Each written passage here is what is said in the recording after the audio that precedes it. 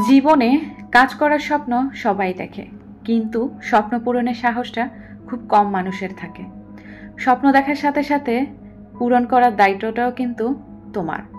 স্বপ্ন পূরণ করতে না পারলে তুমি যতই স্ট্রাগল করো না কেন, কেউ তোমায় কখনোই মূল্য দেবে না। 100% খাঁটি কথা কিন্তু এটা। হ্যালো এভরিওয়ান, আসসালামু আলাইকুম। Welcome back to my channel BD blogger Suborna. আমি সুবর্ণা বলছি চট্টগ্রাম থেকে। যারাই আমার আজকের এই ভিডিওটা দেখবেন বা দেখছেন, আশা রাখছি সকলে সুস্থ আছেন, ভালো আছেন এবং নিরাপদে আছেন। আমরা আলহামদুলিল্লাহ পরিবারের সকলে ভালো আছি। আর যদি কেউ অসুস্থ থেকে আমার আজকের এই ভিডিওটা দেখে থাকেন, তো তাদের সকলের সুস্থতা কামনা করে আমার আজকের এই ভিডিওটা দেখার আমন্ত্রণ জানাচ্ছি।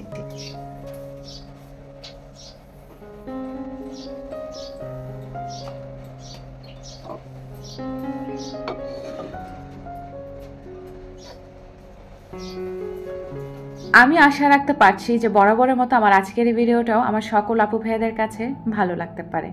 অনেক ভালো লাগা ভালোবাসা নিয়ে আমার আজকের এই ভিডিওটা আপনাদের সাথে শেয়ার করতে চলে আসলাম। ঘুম থেকে ওঠার পরে নিজে ফ্রেশ হয়ে এক গ্লাস পানি খেয়ে কিচেনে ঢুকে গিয়েছি। কিচেনে ঢুকার সাথে সাথে আমার কিচেনের সিঙ্ক পুরো বাসি কিচেনটা আমি আগে একটু ভালো করে ক্লিন করে ফেলি। ক্লিন করা হয়ে গিয়েছে, ভাবলাম কাজকর্ম শুরু করার আগে এই কিচেন অর্গানাইজারটা একটু দেখিয়ে দিই। এটা নিয়ে খুব রিকোয়েস্ট আসছিল আমার কাছে যে এটা কোথা থেকে কিনেছেন, এটা কি কাজে ইউজ করা হয়। তো আমি আজকে কি কাজে ইউজ করব সেটা থাকছে।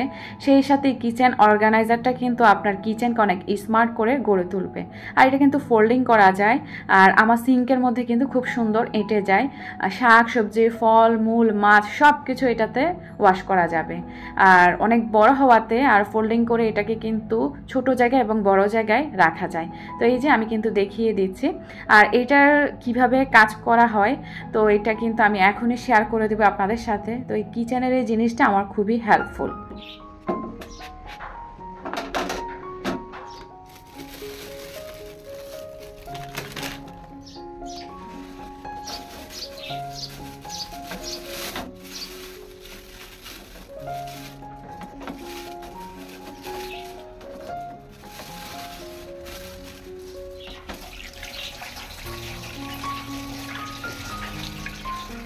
তো আমার প্রিয় সাংসারিক আপুরা, যারা এই স্মার্ট এই জিনিসটা নিয়ে বা কিচেনের এই অর্গানাইজারটা নিয়ে আমাকে কমেন্ট করেছেন, আশা করছি তারা বুঝতে পেরে গিয়েছেন এটা কী কাজে ইউজ করা হয়। আমার কিন্তু সিঙ্কের এপাশ ওপাশে দুই জায়গাতে এটা এঁটে গিয়েছে। কি সুন্দর! এটা হচ্ছে বড় করে আমি এই অর্গানাইজারটার মধ্যে ডিমগুলো রেখে আমি ওয়াশ করে ফেলতে পারছি। আর খুব ইজি কিন্তু কাজটা হয়ে যাচ্ছে।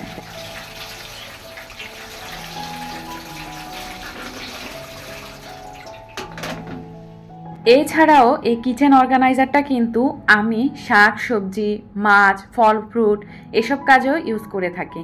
এছাড়াও কিছু প্লেট বাটি আমি এইখানে ধুয়ে এই স্টেনারটাতে বা এই অর্গানাইজারটাতে আমি পানি ঝরতে দিই।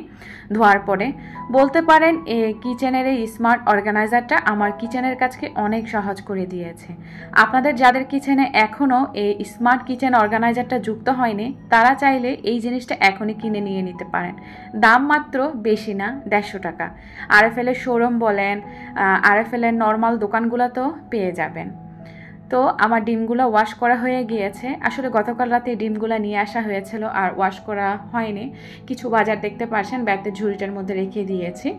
তো এদিকে হচ্ছে ডিমগুলো ওয়াশ করার পরে যে ঝুড়িটা ছিল বা কিচেন অর্গানাইজারটা ছিল যেটা আপনাদের সাথে শেয়ার করেছি, ওটা থেকে ডিমগুলো ঝুড়ির মধ্যে রেখে দিয়ে যে জায়গায় রাখি আমি ডিম আর ডিমের ঝুড়িটা ওখানে রেখে দিলাম। আর আমার অর্গানাইজারটা হচ্ছে ধুয়ে পানি ঝরতে দিয়েছি। আরও কাজ আছে এই কিচেনের ওই অর্গানাইজারটার, শেয়ার করবো আপনাদের সাথে। ভাবলাম আমার নাস্তা বানানোর আগে আগে একটু কিচেনের কাউন্টার টপটাকে আরও একটু নতুনভাবে সাজাই। সেদিন আসলে লেট হয়ে যাচ্ছিল, আমি সাজিয়ে গুছিয়ে উঠতে পারিনি। তো ভাবলাম অন্য কোনো দিন আরেকটা ডেকোর আইডিয়া আপনাদের সাথে শেয়ার করে ফেলে। তো সেটা হচ্ছে আজকের ব্লগে শেয়ার করে দিলাম। এদিকে হচ্ছে এখনও কিন্তু আমার নাস্তা বানানো হয়নি। তো আজকে হচ্ছে পরোটা ঘিয়ে ভাজবো, আমার নিজের হাতে বানানো আর কি পরোটা বানাবো। সেই সাথে ভাজি করব, দুপুরের রান্না বান্নাতেও আছে। আমার কিছু মনের কথা শেয়ার করব আপনাদের সাথে। তো আশা করছি পুরো ভিডিওটা জুড়ে থাকলে অনেক অনেক বেশি ভালো লাগবে আপনাদের কাছে এবং আমার কাছে। চলুন এবার ডেকোর পিসটা বা ডেকোর আইডিয়াটা নিয়ে একটু কথা বলি। কিচেনে কিছুদিন আগেই তো ডেকোর করেছি, তো আপনাদের সাথে শেয়ার করেছি, কিচেন ক্লিনও করেছি, এটা নিয়ে ভিডিও দেওয়া আছে। যারা এই ভিডিওটা নতুন দেখছেন তারা চাইলে প্রিভিয়াস 2টা ভিডিও দেওয়া হয়ে গিয়েছে, দেখে নিতে পারেন, ভালো লাগবে আশা করছি। তো কিচেনটা তো ক্লিন করেছি, ডেকোরও করেছি, তো আজকে ভাবলাম নতুনভাবে আরেকটু ডেকোর করি। তো এই যে এখানে দেখতেই পাচ্ছেন কিচেনের এই অংশটা একটু ক্লিন করে নিলাম, আর এদিকে যা আছে তা তো আছে। আর এই ম্যাটটা বিছিয়ে মাটির এই ছোট্ট কিউট হাঁড়িটা, আমার যে রেইনবো প্লেটটা আছে সেটা রেখে দিয়েছি, আর স্পুন রেসটা রেখে দিয়েছি এই প্লেসমেটের উপর। তো মূলত এই কর্নারটাকে আমি এইভাবেই সাজিয়ে গুছিয়ে নিলাম। আপনাদের কাছে কেমন লাগছে ছোট্ট কমেন্ট করে জানিয়ে দিতে পারেন, জানতে পারলে আমার কাছে অনেক অনেক বেশি ভালো লাগবে।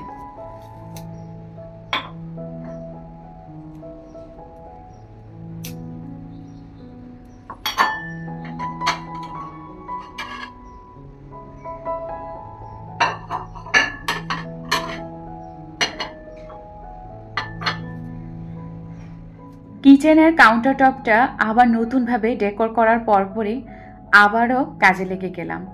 নাস্তা তো খাবো, তার আগে ভাবলাম আড়ং থেকে যে নতুন প্লেটগুলো কিনলাম এগুলো তো ইউজ করতে হবে, তা না হলে আমার মন মানছিল না। তো সব কিছু হচ্ছে ওয়াশ করতে চলে আসলাম। তো ওই যে আমার যে কিচেনের যে স্মার্ট অর্গানাইজারটা ছিল ওটা কিন্তু আমার সিঙ্কে রাখা আছে, দেখতেই পারছেন। তো এখন হচ্ছে আমার প্লেট বাটিগুলো ধুবো, আর ধুয়ে হচ্ছে ওই কিচেনের ওই স্মার্ট কিচেন অর্গানাইজারটার মধ্যে আমি পানি ঝরতে দেব। অনেক হেল্পফুল একটা জিনিস, যাদের নাই আশা করছি কিনে নেবেন।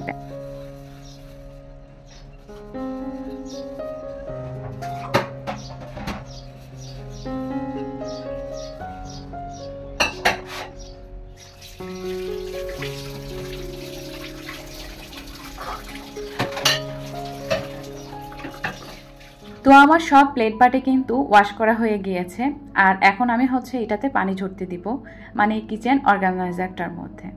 যাদের আছে তাদের তো ভালোই, তারা হয়তো অনেক উপকৃত। আসলেই এই কিচেনের মধ্যে আমার এই জিনিসটা থাকাতে অনেক বেশি হেল্পফুল হয়েছে। যাই হোক, এখন হচ্ছে নাস্তার প্রিপারেশনে আস্তে ধীরে আমি চলে যাব। তো এখানে হচ্ছে প্লেটগুলা যখন আমি প্রিভিয়াস ব্লগে শেয়ার করেছি আপনাদের সাথে, আপনাদের নীল এই প্লেটটা এত বেশি পছন্দ হয়েছে, তো জানতে পেরে আমার নিজের কাছে অনেক অনেক বেশি ভালো লেগেছে। তো এই যে সিঙ্কের এপাশ করে কতক্ষণ রেখেছিলাম, আবার এপাশ ওপাশ করেও কিন্তু আমি রেখে দেখিয়ে দিচ্ছি যে এটা কতটা বড়। পুরো সিঙ্কটাকে হচ্ছে মানে এটা একদম জুড়িয়ে নিয়েছে, অনেক বড় একটা জিনিস আর কি। তো এইদিকে হচ্ছে যে কাপটা আমি খুব পছন্দ করে কিনেছিলাম আড়ং থেকে, ওই কাপটা হচ্ছে আবার যদি ভেঙে টেঙে যায় এই জন্য তাড়াতাড়ি করে আমার কাপের যে হোল্ডারগুলো আছে ওখানে রেখে দিলাম।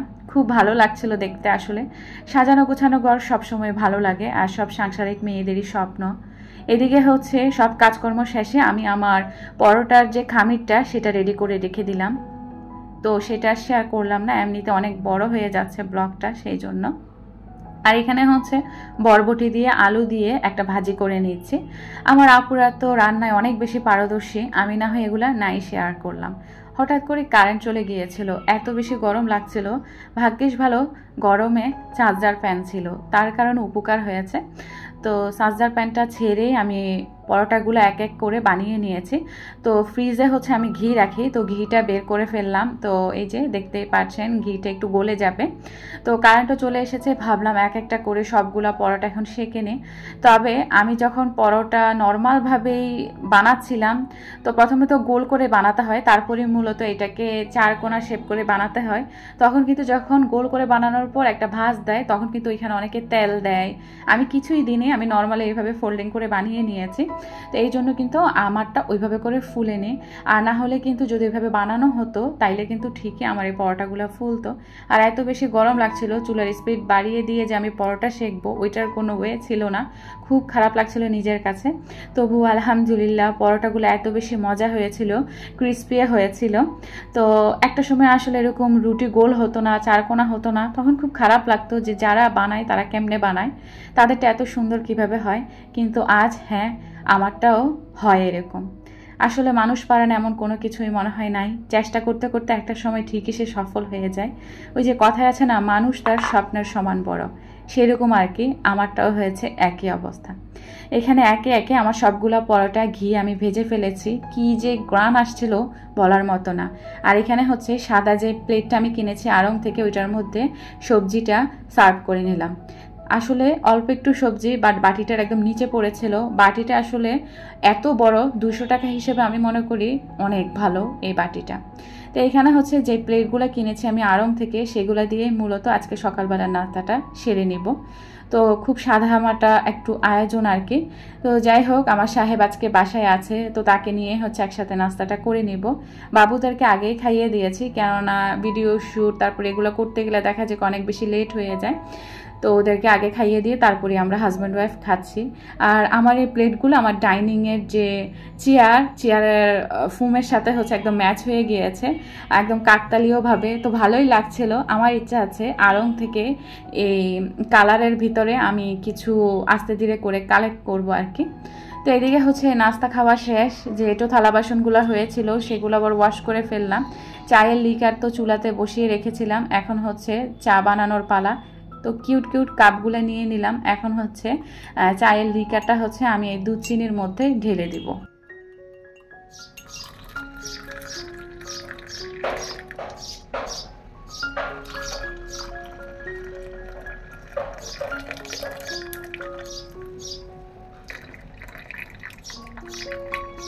আমার চা বানানো কিন্তু কমপ্লিট হয়ে গিয়েছে। তো এখন হচ্ছে সব কিছু একসাথে মিশিয়ে আমরা হাজব্যান্ড ওয়াইফ একসাথে মিলে চা খাবো। আমার সাহেব তো আপনারা কম বেশি জানেন দুধ চা খেতে পছন্দ করে না, তাই ওনাকে জোর করে আজকে খাওয়াবো আর কি। তো এই লাল কাপটা ওনাকে দিয়ে বলবো যে নাও, এই কাপটা তো আমি তোমার জন্য নিয়েছি, তুমি একটু করে চা খাও। আর কাপটা আসলে যে সাইজের, এই সাইজের অনুযায়ী চাও কম ধরে। তো আমার হাজব্যান্ড খেতে চায়নি, তবু আমি জোর করে দিয়েছি তাকে, তো না করতে পারিনি, খেয়ে ফেলেছে। ইদানিং আমার হাজব্যান্ড অনেক বেশি অসুস্থ, তো সবাই দোয়া করবেন। আর এদিকে হচ্ছে চা নিয়ে আমার মাস্টার বেডরুমে চলে এসেছি। তো চা একসাথে চিয়ার্স করে হাজব্যান্ড ওয়াইফ উপভোগ করছি। আমি তো দুধ চা খেতে খুব পছন্দ করি, বাট আমার হাজব্যান্ড না। তো এখানে চা খেতে খেতে হাজব্যান্ড ওয়াইফ ভাবলাম কি কি রান্না করব। তো যেই ভাবা সেই কাজ। এখানে হচ্ছে আজকে মলা মাছ দিয়ে আলু দিয়ে, মলা মাছ অল্প একটু ছিল তো ভাবলাম বরকত বাড়াই একটু আলু দিয়ে। তো আলু কুচি করে নিলাম, মাছটাও কেটে ধুয়ে বেছে সুন্দর করে বাটি করে নিয়ে আসলাম আর কি। তো সব কিছু আগে থেকেই কুটা বাছা করে রেখেছি, এই জন্য আর সমস্যা হচ্ছে না এখন রান্নাবান্না করতে। আর কাটা মশলাই হচ্ছে আজকের এই মলা মাছের চচ্চড়িটা আমি রান্না করব। নর্মালি যা যা মশলা দিয়ে আসলে সবসময় দেখা যায় কি ছোটো মাছের রেসিপিটা আপনাদের সাথে শেয়ার করি। তো আজকে আর ডিটেলসে বললাম না, কিছু কথা শেয়ার করবো আপনাদের সাথে আমার মনের আর কি। আর হচ্ছে আমার যে আরেকটা সবজি আছে বাসায়, কি সবজি জানি বলে এটাকে, আমার আসলে এগুলোতে গরমিল পাকায়, ঝিঙ্গা মনে হয়। তো এই সবজিটা হচ্ছে আজকে রুই মাছ দিয়ে রান্না করব। তো এইদিকে হচ্ছে আমি এখন ছোটো মাছটা হাতে মেখে বসিয়ে দেব চুলায়। তো এইদিকে হচ্ছে একটা কথা বলি আপনাদের সাথে, আপনারা হয়তো ইতোমধ্যে অনেকেই জেনে গিয়েছেন আমার এই ছোট্ট চ্যানেলটা 1K সাবস্ক্রাইবার কিন্তু গেইন হয়ে গিয়েছে। তো এটা আমার জন্য অনেক বড় পাওয়া। আসলে যখন 1K পূরণ হয়েছিল তখন আমার দু চোখ দিয়ে খালি পানি ঝরেছে। তো প্রিভিয়াস ব্লগটার দেখা যায় যেই দিন দিয়েছি তারপর দিনই আমার 1K সাবস্ক্রাইবার মনে হয় পূরণ হয়ে গিয়েছে। তো এরকম একটা হবে আর কি। তো আমাকে ওই প্রিভিয়াস ব্লগে ইরশাদ জাহান আইডি থেকে এক আপু কমেন্ট করেছিল, টেবিলের লুক ও কেনাকাটা অনেক ভালো লাগলো আপু, 1000 করে খুশি করে দিলাম। আসলে এই কমেন্টটা দেখার পরে আমার খালি দু চোখ দিয়ে পানি এসেছে, আল্লাহর কাছে শুকরিয়া আদায় করছিলাম। আসলে আল্লাহ তাআলার কাছে শুকরিয়া আদায় করা ছাড়া মনে হয় আমার আর কোনো কিছু ছিল না। আর আপনাদের ভালোবাসা আর কিছু প্রিয় মানুষের সাপোর্ট ভালোবাসা তো আছেই, আর সেগুলো আসলে নাই বললাম।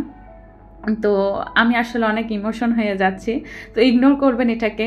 আসলে 1K সাবস্ক্রাইবারটা অনেকের জন্য কিছু না, তবে আমার জন্য অনেক অনেক অনেক বড় পাওয়া। শুক্রিয়া, আলহামদুলিল্লাহ আলহামদুলিল্লাহ। আমার হাজব্যান্ড কতটা খুশি হয়েছে বলার মতো না, কেননা আমার আগের একটা মনিটাইজ করা চ্যানেল ছিল, তো ওইটাতে প্রায় 3000 সাবস্ক্রাইবারের কাছাকাছি ছিল। তো আর কিছুর জন্য আর কি 3K হয়নি। তো অনেক কষ্ট করেছি। একটা জায়গায় দেখা যায় কি, যে কোনো জায়গায় আপনি কাজ করতে যাবেন, তখন দেখা যাবে কি আপনি যদি জেনে শুনে কাজ করেন তাহলে আপনি সফলতা লাভ এমনিতেই করবেন, যেমনটা আমার এই চ্যানেলে হয়েছে আলহামদুলিল্লাহ। আমি যখন বাংলাদেশি ব্লগার সাবিনা সিটিজি, ওই চ্যানেলে আমাকে অনেকেই চিনে থাকবেন। তো ওই চ্যানেলটা যখন আমি খুলেছি, আমি প্রায় 3.5 বছর না 4 বছর হবে মনে হয় ওইটাতে কাজ করেছি। বাট প্রথম 2 বছর মনে হয় আমি কোনো কিছু না জানা ছাড়াই আমি কাজ করেছি। আমার এক ব্লগার ছিল, তার ব্লগ দেখতাম, তো তার মাধ্যমে সে আমার বাসায় আসে, তো তার মাধ্যমে আমি চ্যানেলটা ক্রিয়েট করি, ওই বাংলাদেশি ব্লগার সাবিনা সিটিজ ওইটা। এরপর তো কাজ জানি না বুঝি না ওইভাবেই করেছি। তো প্রথম 2 বছর তো একদম চ্যানেলটা একদম এলো পাতারি। তো পরে যখন আমি আস্তে ধীরে বুঝলাম, অনেকের সাথে কথা বললাম, ইউটিউবে পরিচয় হয় অনেকের সাথে, তারপর গিয়ে আমি বুঝলাম, জানলাম ইউটিউব সম্পর্কে অনেক কিছু বুঝলাম আর কি। অনেক ট্যাগ ভিডিও দেখলাম। যখন কাজ করতে এসেছিলাম আমি, তখন কিন্তু ট্যাগ ভিডিও যে আছে সেটা সম্পর্কে আমার ধারণা ছিল না। তো আলহামদুলিল্লাহ অনেকে বুঝিয়েছে। এরপর তো আলহামদুলিল্লাহ ওই চ্যানেলে কাজ করলাম, বুঝলাম, চ্যানেলের কিছু ভিডিও ভাইরাল হলো। এরপর আমার চ্যানেলটা আস্তে ধীরে অতটুকু আসলো।